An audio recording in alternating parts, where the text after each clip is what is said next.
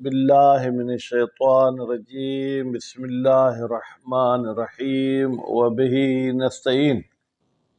الحمدللہ ہماری گفتگو خیار العیب کے بارے میں تھی اور آج بھی اسی بارے میں ہے، کل بھی انشاءاللہ زندگی رہی تو اسی بارے میں ہوگی۔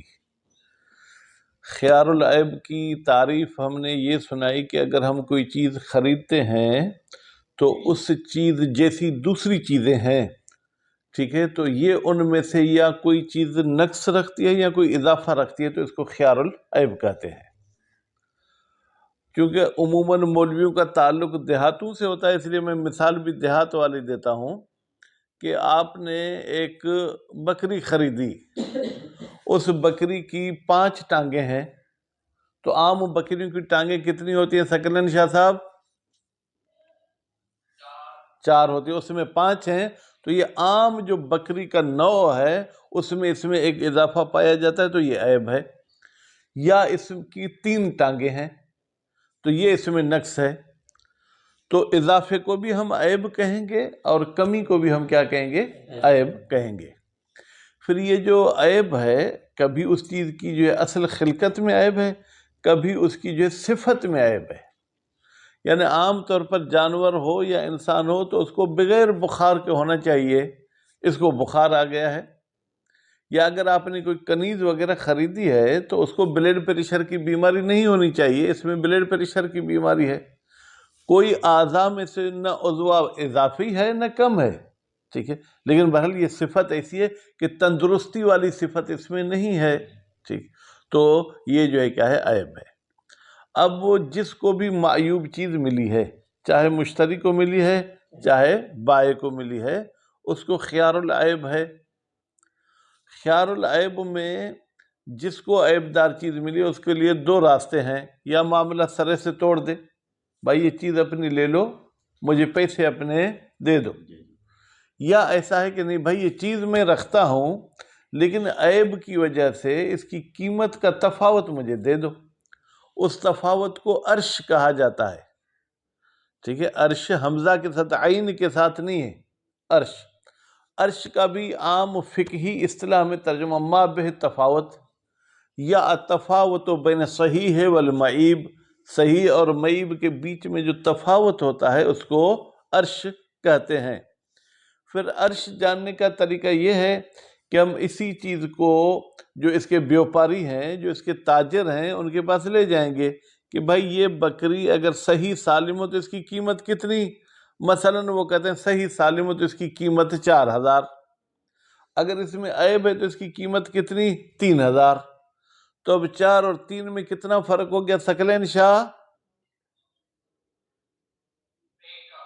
1000 کا۔ اب 1000 اس صحیح رقم کا کتنا حصہ بنتا ہے؟ 1/4 حصہ، ٹھیک، تو آپ نے جس بھی رقم پہ معاملہ کیا تھا، 4 لاکھ پہ کیا تھا، 400 پہ کیا تھا، 40,000 پہ کیا تھا، آپ اس معاملے والی رقم کا 1/4 حصہ اس سے واپس لے لیں گے، یعنی یہ جو ابھی تفاوت صحیح معیب ہے وہ مقدار نہیں لیں گے، وہ مقدار جتنی بھی ہو، لیکن آپ نے جس ثمن پر معاملہ کیا ہے اس ثمن کا 1/4 حصہ لے لیں گے۔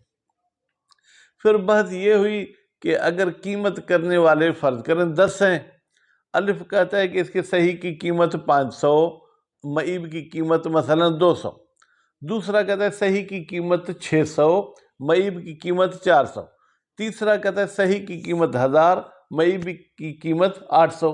اب اس کا کیا ہوگا؟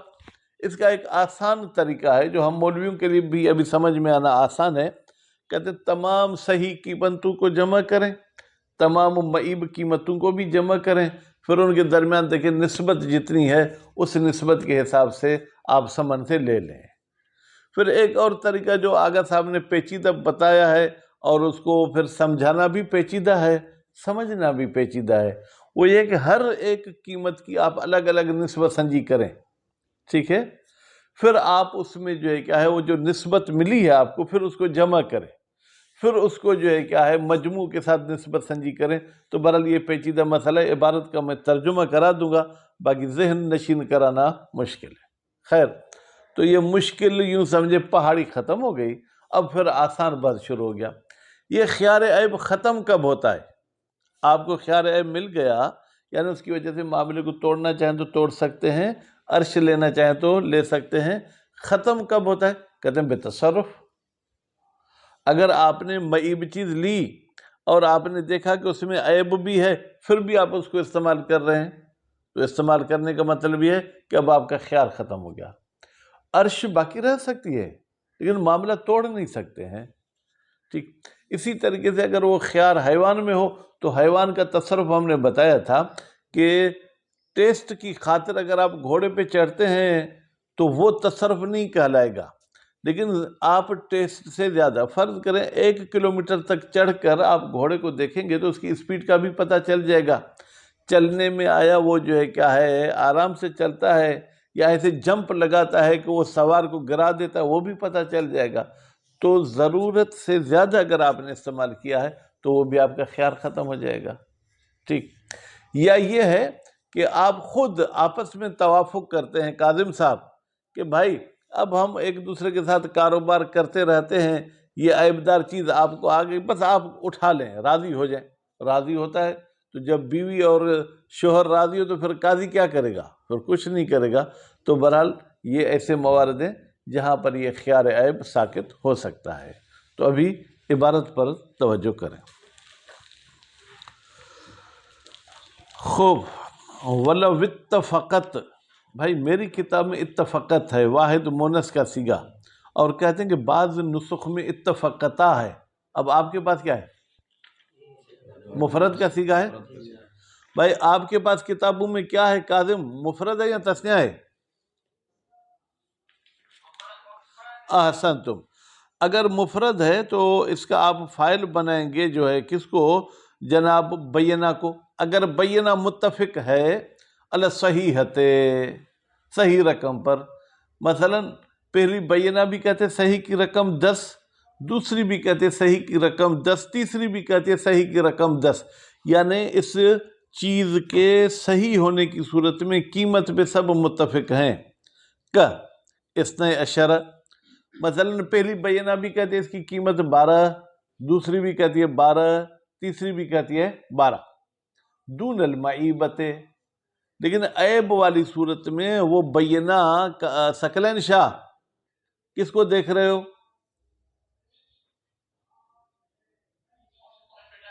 ٹھیک ہے، عیب والی چیز میں اگر متفق نہیں ہوتے ہیں ساجد، فقالت احداہما، ہما کی ضمیر بیٹا جائے گی دو بینہ کی طرف، دو میں سے ایک بینہ کہتی ہے عشرتن، معیب کی قیمت 10 ہے، والاخرى ستتن، اور دوسری کہتی ہے کہ معیب کی قیمت کتنی ہے؟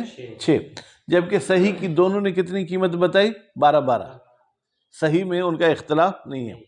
فَطَرِيقُهُ، بھائی طریقہ میں ضمیر کون سی آ گئی؟ مذکر کی آ گئی۔ اب یہ مذکر کی ضمیر کہاں جائے گی؟ عرش کی طرف پلٹا لیں یا اخذ عرش، مطلب وہی ہے، صرف لفظ میں تبدیلی ہے۔ تو یہ عرش لینے کا طریقہ کیا ہے؟ تنصیف المعیبتین، کہتے ہیں پہلے دونوں عیب والی قیمتوں کو جمع کرو، ٹھیک آگا، جب جمع کیا تو 10 اور 6 کو جمع کرنے کے بعد نتیجہ کیا نکلا رشید صاحب؟ کتنی ہو گئی؟ جی 10 اور 6 کتنی ہوئی؟ احسنتم، 16 ہو گئے۔ اب 16 کو 2 حصوں میں تقسیم کرو تو ایک حصہ تاج محمد کتنا ہوگا؟ 16 کا آدھا کتنا ہوگا؟ احسنتم، شاباش۔ وَنِسْبَةُ النِّصْفِ إِلَى صَحِيحَةِ، اور پھر 8 کی نسبت دے دو کسی ایک صحیح کی طرف، دونوں صحیح کو جمع نہیں کرنا ہے، ٹھیک ہے بھائی۔ 8 کی اور 12 کی جب نسبت ہوگی تو کتنا تفاوت ہوگا؟ آگے رجب 4 کا، 4 12 کا کتنا حصہ ہے؟ تیسرا، ٹھیک ہے۔ تو تیسرا حصہ جس ثمن پر آپ نے معاملہ کیا تھا تیسرا حصہ لے لیں گے، 2 حصے اس کو دے دیں گے۔ خوب، تو اس طریقے سے جو ہے کیا ہوا؟ نسبت نصف الی صحیحت، اور جو آدھا ہم نے معیب والا کیا ہے اس کی نسبت لگیں گے صحیح قیمت کی طرف۔ ایک طریقہ یہ ہے جو آسان طریقہ ہے۔ او تجمع المعیبتین، یا دونوں عیبدار قیمتوں کو جمع کریں، یعنی 10 اور 6 کو 16 کیا، مع تضعیف صحیحت، اور صحیحہ کو بھی ڈبل کر دیں، کیونکہ 2 بینہ ہیں، اس بینہ نے بھی ثقلین کہا 12، اس بینہ نے بھی کہا 12، 12 اور 12 کتنے ہوں گے کاظم؟ احسن، تو 24، اور دونوں معیب کتنی ہو گئے اگر ذوالفقار؟ 16، ٹھیک ہے۔ اب 16 اور 24 کا تفاوت بھی کتنا ہے بیٹا؟ 8 کا، 8 جو ہے 24 کا کتنا ہے؟ تیسرا، تو اس صورت میں بھی وہی آپ تیسرا حصہ اس ثمن سے کم کریں گے، نتیجے میں کوئی فرق نہیں ہوا، دونوں کا نتیجہ ایک ہی ہوا۔ وَأَخْذِ مِثْلِ نِسْبَةِ الْمَجْمُوعِ إِلَيْهِ، اور اخذ کیا جائے گا، ٹھیک ہے جناب، وہی نسبت جو مجموع کی ہوگی، الیہ، الیہ کی ضمیر کہاں پلٹائیں گے؟ ڈبل شدہ، ڈبل شدہ جو کہ آپ نے 24 بنائی تھی، وہ ثلثو، وہ کی ضمیر بیٹا کہاں جائے گی؟ یعنی بھائی وہ مثل کتنا ہے نسبت والا؟ کہتے ہیں وہی تیسرا حصہ ہے۔ وَعَلَى الثَّانِي، لیکن جو دوسرا طریقہ تھا جو آغاز ذوالفقار ذرا پیچیدہ تھا، اس کے مطابق یؤخذ من الاولی السدس، پہلی جو بیٹا 2 رقمیں تھیں اس میں سدس لیں گے۔ کیسے سدس لیں گے؟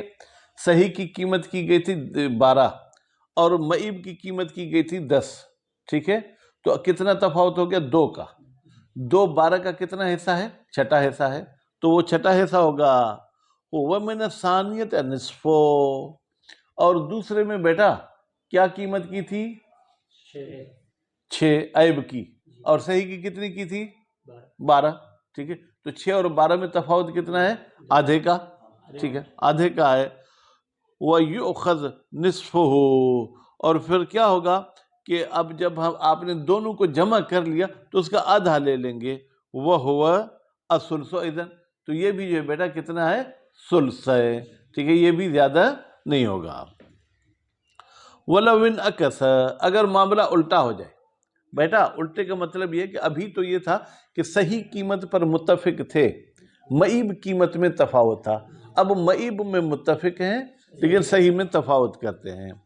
بِأَنْ اتَّفَقَتَا عَلَى سِتَّةِ مَعِيبًا، دونوں بینہ کہتی ہیں کہ یہ جب معیب ہوگی تو اس کی قیمت کتنی ہوگی؟ 6 روپے یا 600 یا 6 لاکھ۔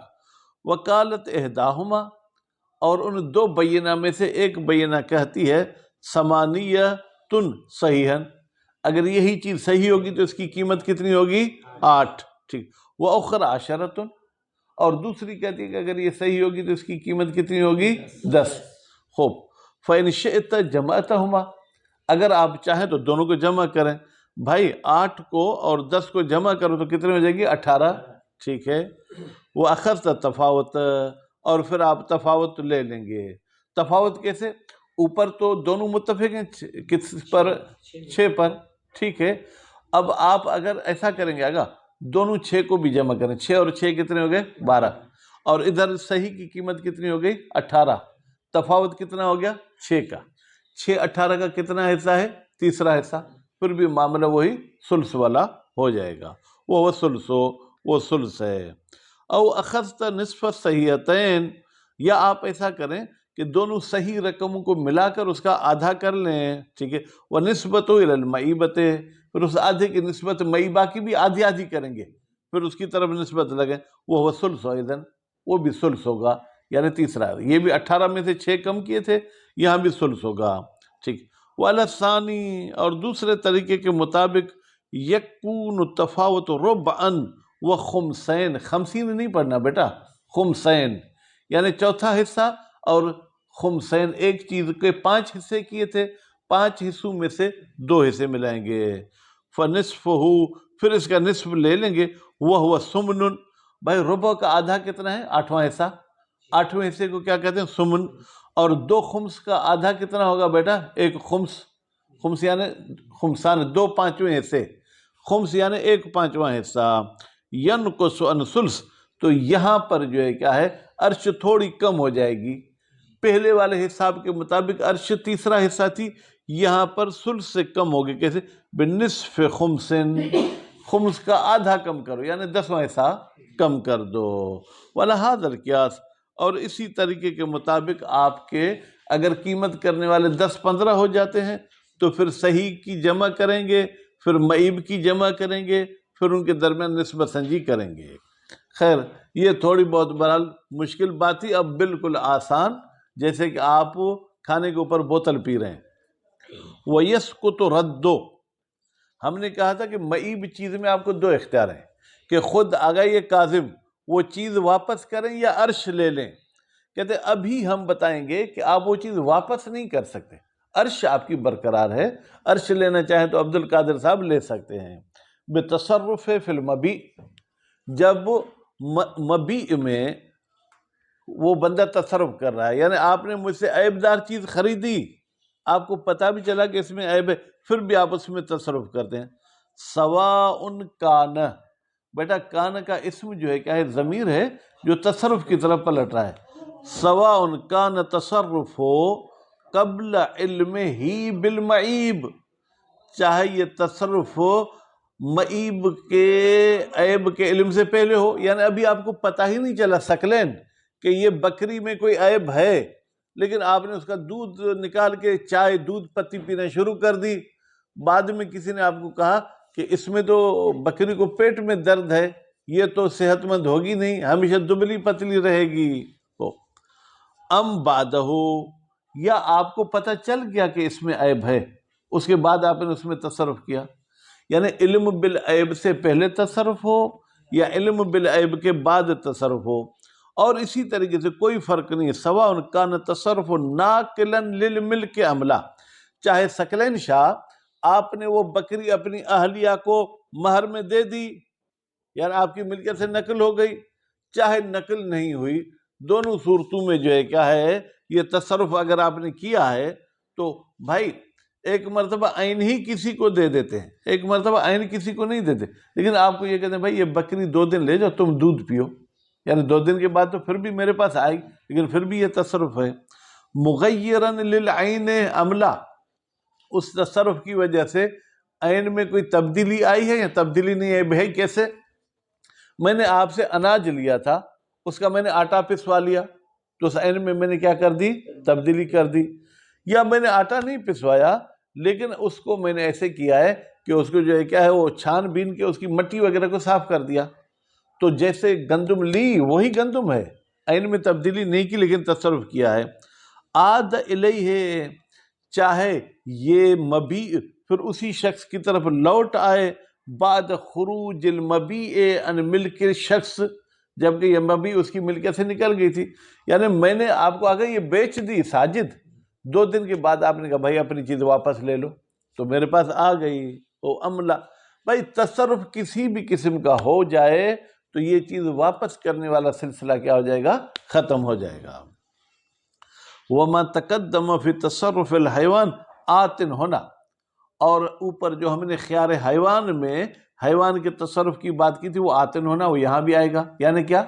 یعنی اگر آپ حیوان پر چڑھے ہیں جبکہ چڑھنے کی ضرورت نہیں تھی تو یہ بھی تصرف ہے۔ اگر آپ نے حیوان دودھ دینے والا ہے، اس سے دودھ نکالا ہے تو یہ بھی تصرف ہے۔ لیکن اگر دودھ ٹیسٹ کی خاطر نکالا ہے کہ کتنا دودھ دیتی ہے، آیا اس کے پستان ٹھیک ہیں، ان سے دودھ نکلتا ہے یا کوئی بند ہے، وہ الگ بات ہے۔ ضرورت اور ٹیسٹ آزمائش سے زیادہ استعمال کرنا یہ بھی مانع رد ہے۔ او حدوث کو میں تصرف پہ عطف کر رہا ہوں، کہتے ہیں رد ساکت ہو جائے گا جب حادث ہو وجود میں آئے ایک عیب بعد القبض، قبض کرنے کے بعد، یعنی آپ نے مجھ سے بکری لے لی میرے بھائی، جب آپ نے مجھ سے لی تو اس میں کوئی عیب تھا، اس کے بعد پھر دوسرا عیب آپ کے پاس اس میں آ گیا ہے، اور وہ عیب بھی ایسا ہے کہ جس کی ضمانت آپ پر ہے۔ بھائی مشتری پر کون سے عیب کی ضمانت ہوتی ہے؟ جو مشتری خود اس کی ٹانگ توڑ دے، اس کا سینگ توڑ دے، کان کاٹ دے۔ مضمون علی المشتری، ایسا عیب ہو جس کی ضمانت آگئے مشتری صاحب پر ہوتی ہے۔ سواء کان حدوثہ، چاہے وہ عیب کا حادث ہونا من جہت المشتری، مشتری کی طرف سے ہو، ٹھیک ہے، عملہ، یا مشتری کی طرف سے نہیں ہے، کوئی اللہ کی طرف سے آیا ہے لیکن اس کی ضمانت آگے مشتری پر ہے۔ وَاحْتَرَزْنَا، کہتے ہیں کہ ہم نے یہ مضمون کی قید لگائی آگے ثقلین شاہ، کیوں؟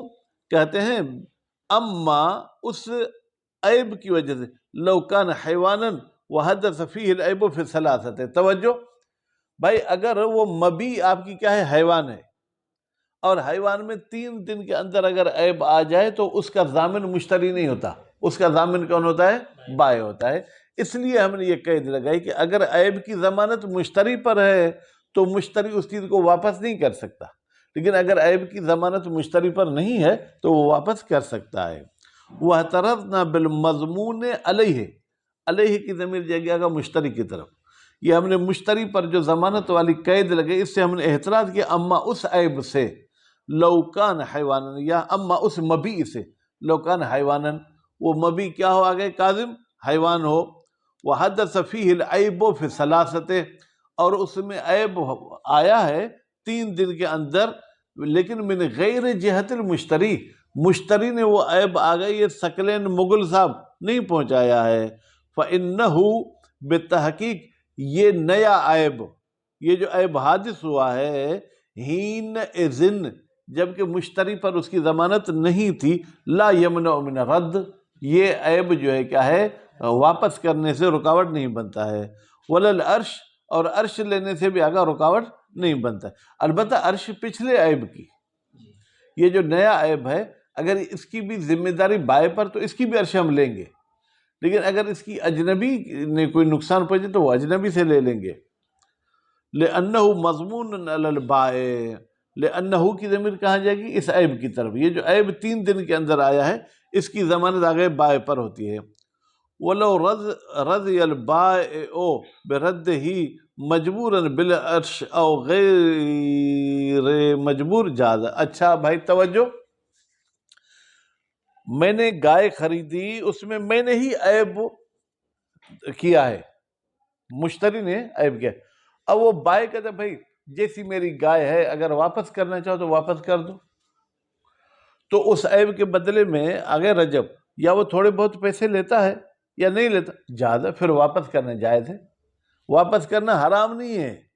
اگر میں نے ہی نقصان پہنچایا پھر بھی وہ کہتا ہے کہ میں راضی ہوں تو ٹھیک ہے، واپس کر دے۔ اگر راضی ہو جائے بائع برد ہی، اس مبی کے واپس ہونے پر، مجبوراً بالعرش، لیکن کہتے ہیں اس کا آپ جبران کرو گے، عرش دو گے جو آپ نے نقصان پہنچایا ہے، او غیر مجبور، یا کہتے ہیں بھائی ہم سخی بندے ہیں، ہم تھوڑے بہت جو ہے کیا ہے پیسے نہیں لیتے، جاز، تو جاز کا فاعل کون ہے آگا، کاظم، جاز رد دو، واپس کرنا جو ہے کیا ہے وہ جائز ہے۔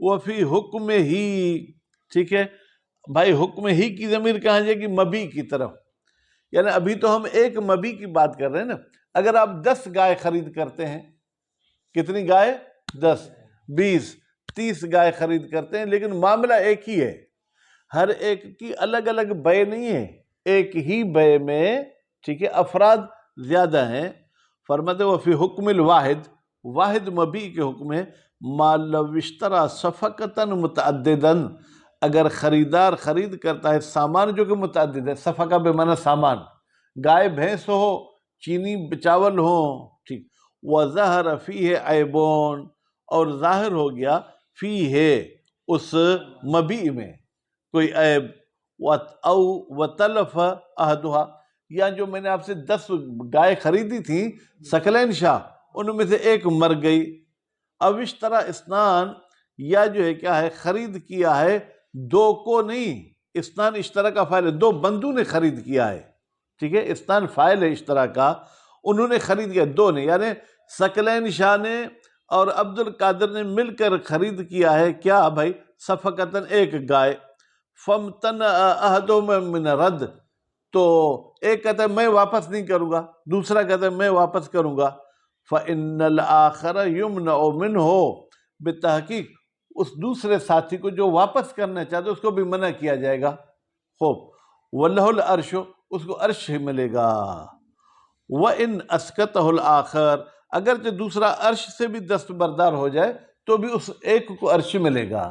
مثلا آپ 2 نے معاملہ کیا ہے نا، آپ کہتے ہیں میں عرش نہیں لیتا ہوں، میں واپس بھی نہیں کرتا ہوں، تو آپ کا دوسرا ساتھی واپس نہیں کر سکتا، عرش کا اپنا حصہ، پورا عرش نہیں لے گا، عرش کا اپنا حصہ لینا چاہے تو لے سکتا ہے۔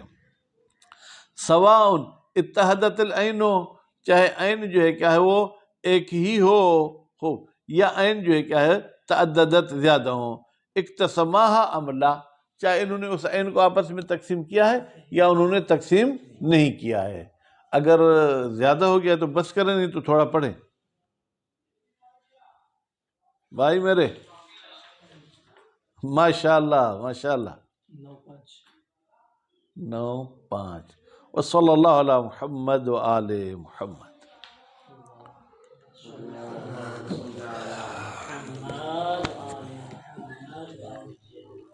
آج